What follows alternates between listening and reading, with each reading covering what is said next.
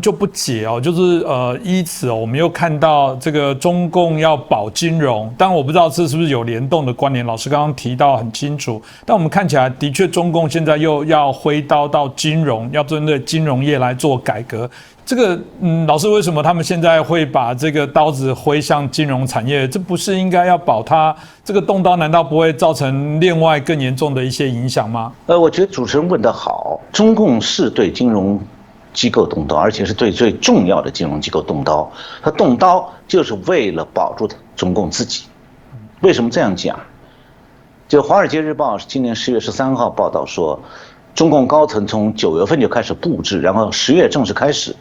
由中共中央纪律检查委员会，简称中纪委，这个我想台湾的观众朋友们可能也都知道这个名字，就是在中共内部对中共干部这个反腐败、反贪污的调查人员。那么这些人员开始组织，从10月份开始对25家中共的国营金融机构巡视，审查这些机构的贷款、投资和监管记录，并且了解呢这些金融机构和大型私营企业的交易内幕。那么我下面说明一下，这25家都是什么机构，大家听了会吓一跳。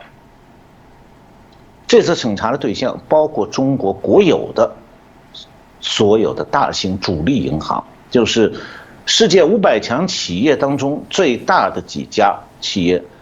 就是中国的国有银行，这次全部在审查的范围内。所以这25家金融机构当中，不但包括10家国有的大型银行或者金融控股公司，居然还包括央行，央行也要被审查。另外，中国金融界有3大监管单位：银行保险监督管理委员会、证券监督管理委员会和国家外汇管理局。这3大金融监管单位这次也被列入审查对象。另外，中国2个证券交易所上海、深圳这次也包括在审查当中。中国还有4家国有的最大的保险公司，另外还有5家像华融资产管理公司这样的国有投资单位，这次也通通列入了审查对象，一共25家，而且是中国最大的，全是官方机构。那么从表面上看啊，这次是为了清查金融机构的腐败，但我的看法是，背后应该还有更大的考量，那就是说，中共在想，或者说中南海想通过清查腐败来动摇这些金融机构原来的领导层，因为只有动摇了这些领导层，才能够发掘出这些金融机构潜在的坏账，搞清楚说中共这些主力的金融机构到底有多少隐蔽的和私营企业之间的放贷业务或者交叉持股。那中共中南海的最终目的呢，是万一房地产这个庞大的支柱撑不住的时候，潜在的金融危机可能会有多严重。当然了，在这些主力金融机构，因为都是什么部级、副部级的行长、副行长这样的级别的人，这个原来的管理层如果不动的情况下，很多长期积累起来的严重问题会被掩盖起来的。那么如果是按正常程序调走这些管理层人员，接替他们的还是自己人，他会帮老上级掩盖问题的。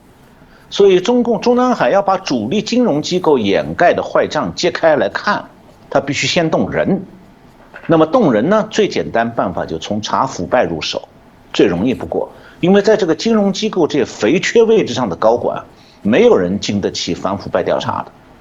一旦原来的高管被控制起来，内部当中就有一些掌握内情又想趁机立功取而代之的人，他会站出来揭发。那么这样的话，就可能揭开这些中共主力金融机构的内幕。那么这个举动说明什么呢？我觉得它说明啊，中南海对潜在的金融危机的担忧是何等之深。他哪怕要动摇主力金融机构眼下的日常运行，他还要这样大张旗鼓的清查。那反过来也说明啊，恒大风暴引爆的全国性金融风险究竟有多危险。那恒大是中国第一家这个正在垮下来的超大型房地产公司，那很可能啊是逐渐蔓延的公司经营危机和金融危机的路头。恒大的财务困境呢，那折射出了中国经济、中国企业和金融机构的艰难现状，让我们看到了中国经济的真相。所以现在继续盲目的相信中国经济的前景依旧看好这个说法是越来越站不住脚了。中国以房地产为根基的这个土木工程景气从此是终结了，而且呢，这个土木工程景气不仅是终结了，影响了中国经济的未来，它还成了拖累整个未来中国经济的沉重包袱。所以正因为这个问题的严重性，中共一直在设法调控房地产业的活动，就既想遏制房地产业的继续膨胀，又怕它一下子被破灭掉。从逻辑上讲呢，这是一个不太可能的任务，就是 impossible mission。因为中国今年1到9月份的 GDP 是82万亿人民币，那么按照建筑业总产值呢，其中就是 GDP 当中建筑业的方面的产值是19万亿，占23%。